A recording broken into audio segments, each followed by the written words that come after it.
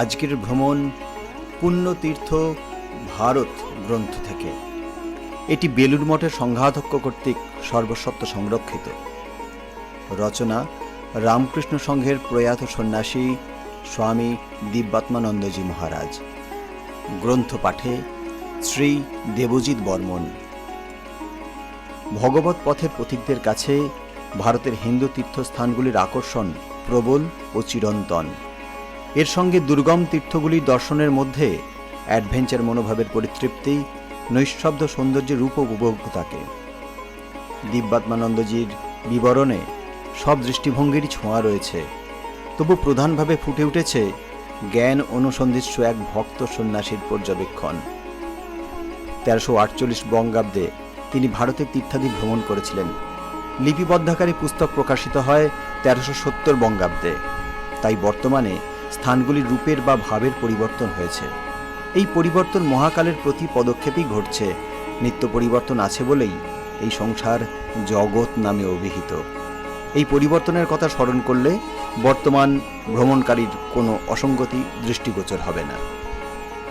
আপনারা শুনছেন দেবভূমি ভারত, ভারতবর্ষের অনন্য কথা।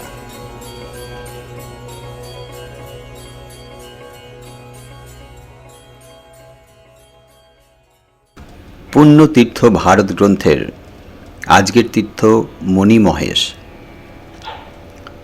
পরদিন সকালে আমরা সেই পূজারীর সঙ্গে যাত্রা করিলাম। মণিমহেশের পাহাড় হইতে অমরগঙ্গা নামে একটি পাহাড়ি নদী বাহির হইয়া বিভা নদীতে পড়িয়াছে।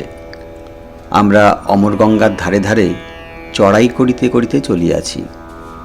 ইহাকে রাস্তা বলা যায় না, পাহাড়িদের পক্ষে ইহাই রাস্তা। 15 দিন পূর্বে যাত্রা উপলক্ষে যাত্রীদের যাতায়াতের দরুন একটি সংকীর্ণ পথের চিহ্ন আছে, নচেত পথ খুঁজিয়া পাওয়া মুশকিল হইত। চতুর্দিক নিস্তব্ধ। সারা পথে আমরা কয়জন ব্যতীত আর কোনো প্রাণী নাই। আছে মাত্র অমরগঙ্গার হরহর ধ্বনি। আমরা ধীরে ধীরে চলিয়াছি। দুই দিকেই ঘন জঙ্গলে আচ্ছাদিত সুউচ্চ পর্বতরাজি। এইভাবে চলিয়া বেলা 11টায় 5 মাইল দূরে ধনসৌরে আসিলাম। এখানে সরকার যাত্রীদের সুবিধার জন্য একটি দোতলা ধর্মশালা নির্মাণ করিয়াছেন, কারণ হর্ষির হইতে মণিমহেশ পর্যন্ত এই 10 মাইলের মধ্যে কোনো লোকালয় নাই।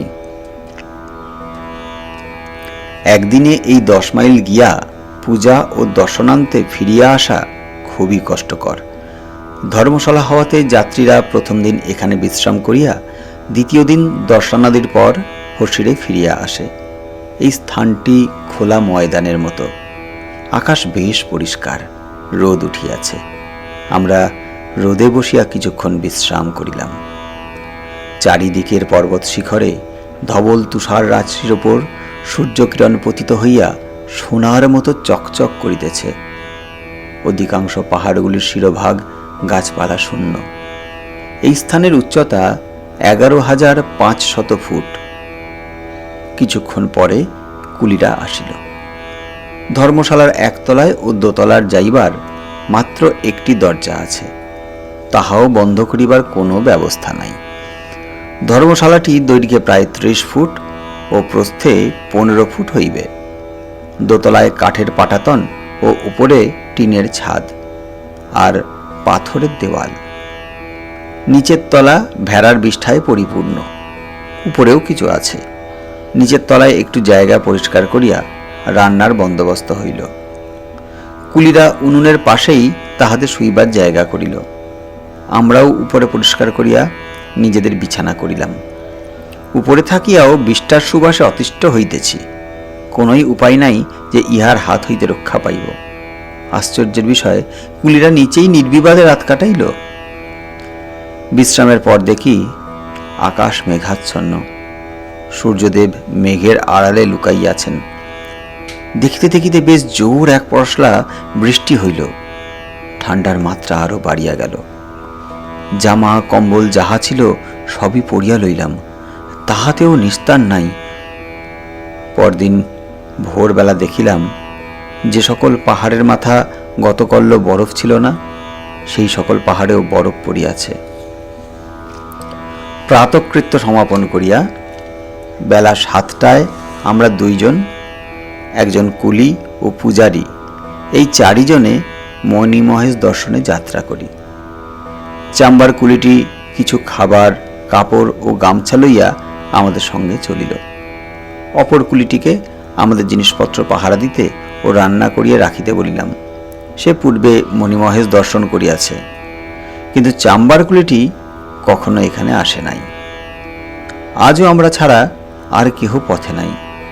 পূজারী পথপ্রদর্শক হইলেও তাহার নিকট হইতে কোনো জবাব পাইবার উপায় নাই। কাজেই মণিমহেশই আমাদের একমাত্র পথপ্রদর্শক। রাস্তাও পূর্বদিন হইতে খারাপ। কোনো কোনো স্থানে অতি সন্তর্পণে পা ফেলিতে হইতেছে। প্রতি মুহূর্তেই বিপদের আশঙ্কা। এক এক জায়গায় আলগা পাথরের সিঁড়ি, কোনো পাথর 1 ফুট উঁচু, কোনো পাথর 9 ইঞ্চি, আবার কোনটি 15 ইঞ্চি। সিঁড়িগুলোর দৈর্ঘ্য সাধারণত 2 ফুট, এক একটি 2.5 ফুটও আছে। কোনোই সামঞ্জস্য নাই। কোনো প্রকারে সিঁড়িগুলি অতিক্রম করিলাম। প্রায় 50-এর উপর সিঁড়ি হইবে। ডান দিকে অমরগঙ্গা দ্রুত গতিতে বহিয়া যাইতেছে। আবার কিছুক্ষণ চড়াইয়ের পর পাহাড়ের উপর আসিয়া পথের বাম দিকে একটি ছোট্ট কুণ্ড দেখিতে পাইলাম। ইহার নাম গৌরী কুণ্ড। নীল রঙের পরিষ্কার জল। 1 মাইল দূরে ডাল বা হ্রদ। সম্মুখেই মণিমহেশ পর্বত ঝকঝক করিতেছে। ধর্মশালা হইতে 2 মাইল পর্যন্ত কিছু গাছপালা দেখিয়াছিলাম। তারপর সবই গাছপালা শূন্য পাহাড়। যাত্রীদের কেহ কেহ এই কুণ্ডে স্নান করিয়া থাকে।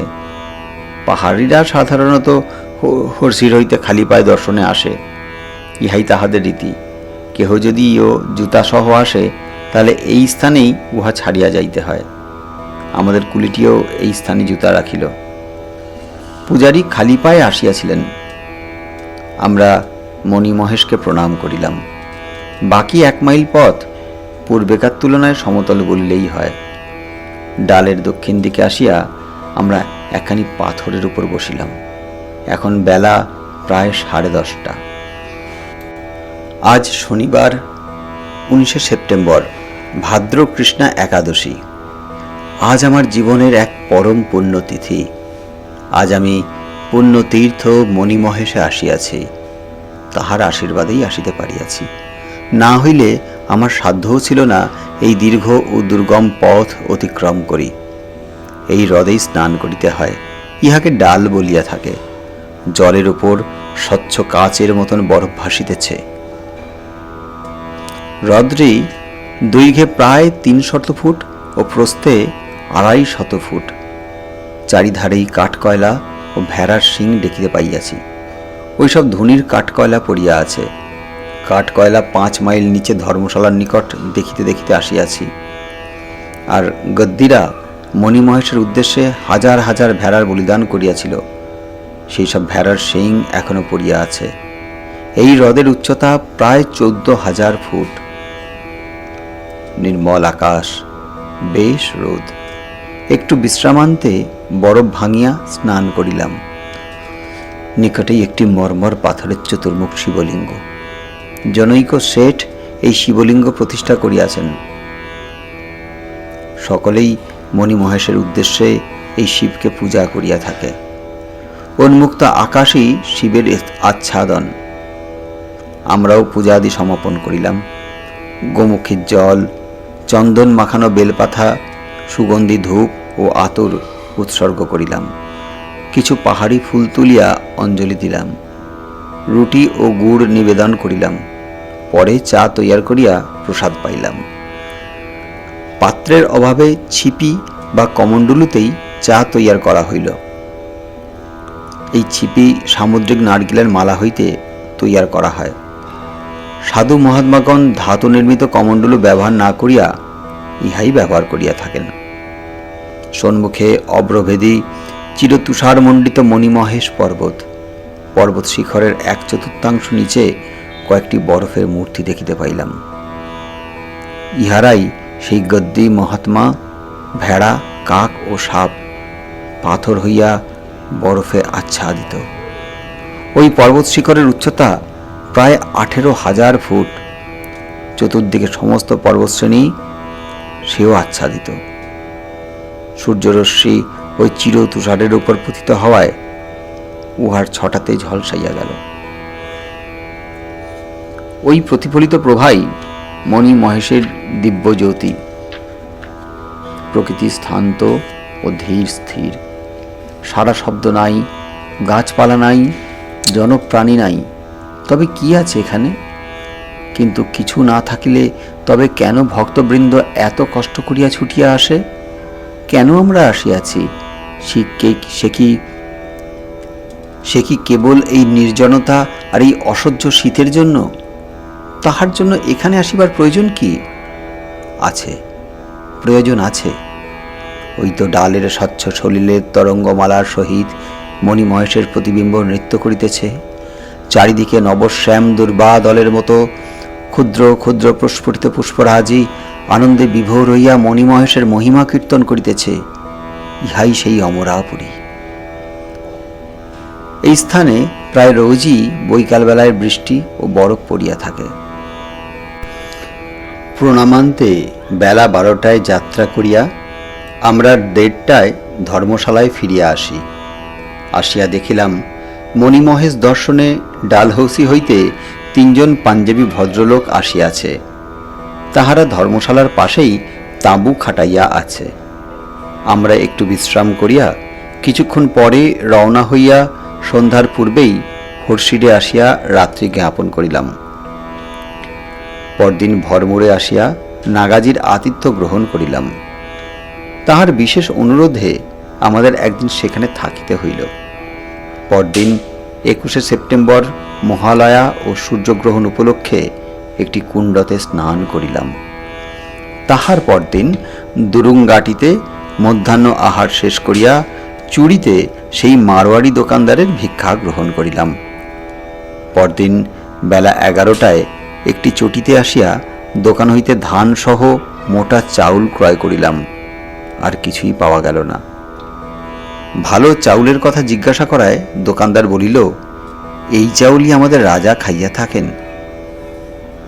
সেদিন সন্ধ্যার পূর্বে চাম্বাতে আসিয়া বাজারের সেই ধর্মশালায় উঠিলাম এবং শিক্ষক মহাশয়ের আতিথ্য গ্রহণ করিলাম। এদেশের অধিবাসীরা অধিকাংশই আমিষভোজী। নিরামিষ কোনো হোটেলেও খুঁজিয়া পাইলাম না। এই শহরে বৈদ্যুতিক আলোর ব্যবস্থা আছে। দুপুরে ডালহৌসি অভিমুখে যাত্রা করিয়া 9 মাইল চড়াইয়ের পর সন্ধ্যায় খজুয়াতে আসি। এইখানে একটি ডাকবাংলো, একটি শিব মন্দির, 2টি দোকান ও একটি পুরাতন দোতলা ধর্মশালা আছে। মন্দিরে ও নাট মন্দিরে কাঠের নানা রকম কারুকার্য আছে। আমরা সন্ধ্যারতি দর্শন করিয়া ধর্মশালার দোতলায় রাত্রি যাপন করিলাম। ধর্মশালার সম্মুখেই একটি হ্রদ। ইহার 2/3 ভরাট হইয়া গিয়াছে। উহাকেই এখন গল্ফ কোর্ট করিয়াছে, আর বাকি অংশে সামান্য জল আছে। পরদিন 9 মাইল পথ চলিয়া বেলা 10টায় ডালহৌসিতে আসিলাম। এই 9 মাইলের মধ্যে প্রথম 6 মাইল চড়াই, বাকি 3 মাইল সমতল ও সামান্য উতরাই করিতে হইয়াছিল। 12টার সময় বাস ছাড়িবে।